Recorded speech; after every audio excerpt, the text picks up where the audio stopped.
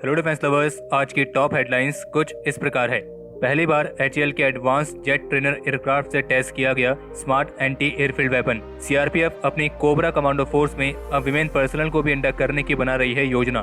भारत के अंदर चीन के गांव वाली रिपोर्ट पर अब चीन के विदेश मंत्रालय का भी आया नया बयान। देहरादून में 3 लोगों को इंडियन आर्मी के नकली आईडी कार्ड के साथ किया गया है गिरफ्तार। और एरो इंडिया शो के एयर डिस्प्ले के हिस्से के तौर पर रशिया का 5th जनरेशन फाइटर और अमेरिका का स्ट्रेटेजिक बॉम्बर भी हो सकता है शामिल।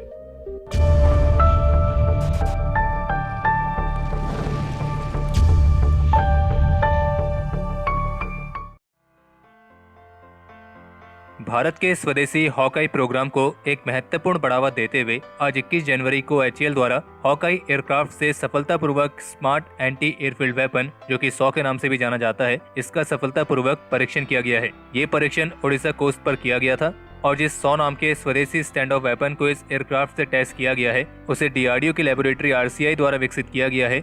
और केवल इतना ही नहीं बल्कि भारत के स्वदेशी हॉक MK132 एयरक्राफ्ट से टेस्ट किया जाने वाला ये पहला स्मार्ट वेपन भी है। और एचएएल की तरफ से जारी की गई ऑफिशियल स्टेटमेंट के मुताबिक एचएएल अब आत्मनिर्भर भारत कैंपेन पर फोकस कर रही है और एचएएल द्वारा विकसित किया गया हॉकाई प्लेटफॉर्म भारत के स्वदेशी वेपन सिस्टम और सिस्टम सर्टिफिकेशन के लिए इस्तेमाल किया जा रहा है। और बता दें कि हॉकाई एचएएल द्वारा इंटरनली फंडेड प्रोग्राम है, जिसे इंडियन आर्म फोर्सेस के लिए एक अपग्रेडेड और कॉम्बैट कैपेबिलिटी वाले एडवांस जेट ट्रेनर के तौर पर पेश किया गया है, ताकि इसे पीस टाइम पे ट्रेनिंग पर्पस के लिए इस्तेमाल किया जा सके और अगर कोई कॉन्फ्लिक्ट होता है तो ऐसे समय पर भी ये एक पोटेंट कॉम्बैट प्लेटफॉर्म की तरह इस्तेमाल हो सके। और बाकी जहां तक बात है स्मार्ट एंटी एयरफील्ड वेपन की, जिसे आज इस एयरक्राफ्ट से टेस्ट किया गया है, उस पर हम ऑलरेडी वीडियो बना चुके हैं। लिंक आपको आई बटन में मिल जाएगा। आप उस वीडियो के माध्यम से 100 वेपन के बारे में डिटेल में जान सकते हैं। और बाकी बता दें कि 100 वेपन को पहले भी इंडियन एयरफोर्स के जैगवार एयरक्राफ्ट से टेस्ट किया जा चुका है। और इसके अलावा एक जानकारी ये भी सामने आई है कि एलसीए नेवी MK1 का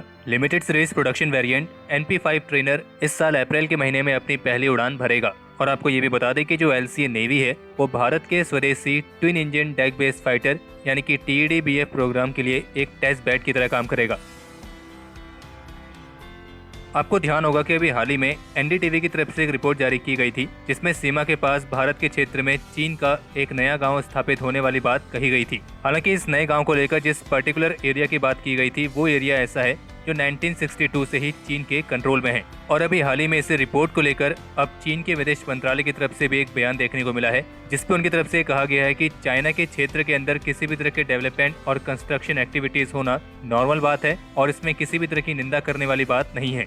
और साथ ही उन्होंने ये भी दावा किया है कि साउथ तिब्बत के जंगन रीजन में चाइना की पोजीशन कंसिस्टेंट रही है और उन्होंने इस रीजन को कभी भी सो कॉल्ड अरुणाचल प्रदेश के तौर पर रिकॉग्नाइज नहीं किया है। आप में से अधिकतर लोग ये बात जानते होंगे कि चीन हमेशा से दावा करता आया है कि जो भारत का अरुणाचल प्रदेश है वो असल में साउदर्न तिब्बत का हिस्सा है और इसलिए चीन उसे अरुणाचल प्रदेश की बजाय एक साउदर्न तिब्बत के तौर पर देखता है।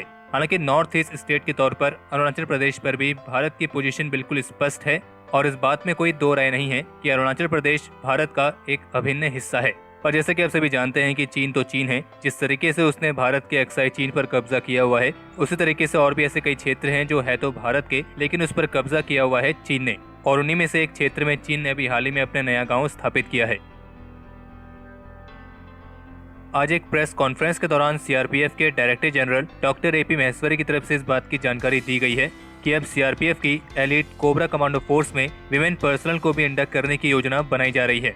जिन्हें नहीं पता है उन्हें बता दें कि कोबरा कमांडो फोर्स सीआरपीएफ की एक स्पेशल ऑपरेशन यूनिट है और कोबरा का मतलब है commando battalion for resolute action.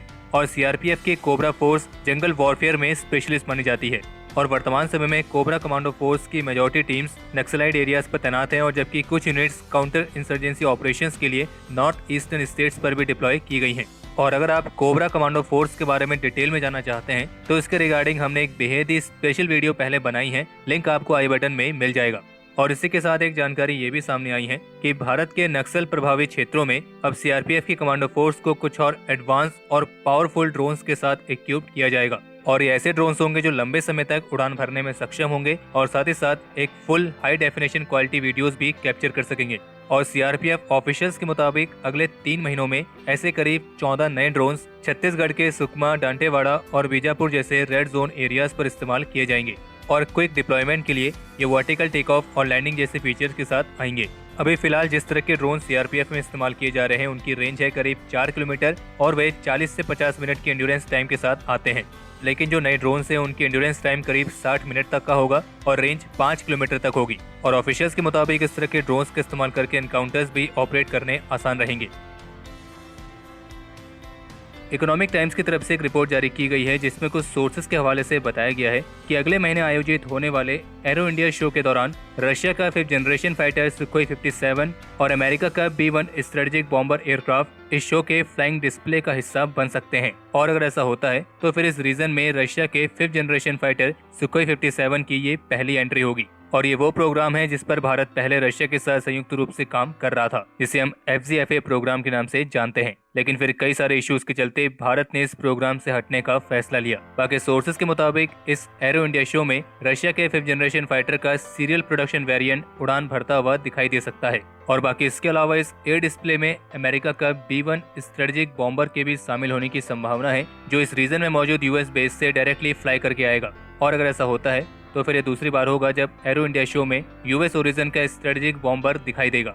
बाकी जैसे कि पिछले डिफेंस अपडेट में हम आपको बता चुके हैं कि 20 जनवरी से जोधपुर एयरफोर्स बेस पर भारत और फ्रांस की एयरफोर्स के बीच नाइट डेजर्ट एक्सरसाइज शुरू हो चुकी है, जिसमें दोनों देशों के राफेल फाइटर्स भी पार्टिसिपेट कर रहे हैं। और ऐसा पहली बार है जब भारत और फ्रांस के राफेल फाइटर्स एक साथ डिप्लॉय हुए हैं। और बाकी इस एक्सरसाइज में पार्टिसिपेट करने के लिए French air and space force की तरफ से 4 राफेल फाइटर्स के अलावा एक MRTT टैंकर और 2 A400M टैक्टिकल एयरक्राफ्ट भी भारत पहुंचे हैं। बाकी इसके अलावा कल बुधवार को तेजपुर एयरफोर्स स्टेशन की कमांड संभालने के बाद एयर कमोडोर धर्मेंद्र सिंह डांगी ने मीडिया के साथ बात करते हुए कहा कि तेजपुर एयरफोर्स स्टेशन देश के ईस्टर्न सेक्टर में किसी भी तरह की चुनौती का सामना करने के लिए कैपेबल है। आज देहरादून में स्पेशल टास्क फोर्स द्वारा इंडियन आर्मी के नकली आइडेंटिटी कार्ड्स के साथ 3 लोगों को गिरफ्तार किया गया है। और पूछताछ के दौरान इनसे मालूम पड़ा है कि इंडियन आर्मी के नकली कार्ड्स के साथ ये लोगों को अफगानिस्तान जैसे फॉरेन नेशंस में जॉब अपॉर्चुनिटीज देने के लिए करते थे। और जो 3 लोग आज गिरफ्तार किए गए हैं उनसे ये भी मालूम पड़ा है कि वे अभी तक ऐसे करीब 100 नकली आइडेंटिटी कार्ड्स लोगों को पार्सल कर चुके हैं। और पुलिस ऑफिसर्स के मुताबिक गिरफ्तार किए गए इन लोगों से नकली ID कार्ड्स के साथ साथ फेक आर्मी स्टैम्प्स भी बरामद हुई हैं। बाकी इस मामले की जांच चल रही है।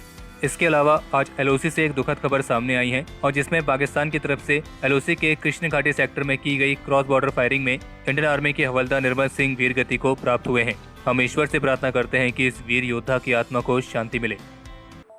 कल के जो हमारे टॉप 3 कमेंट्स हैं वो कुछ इस प्रकार है।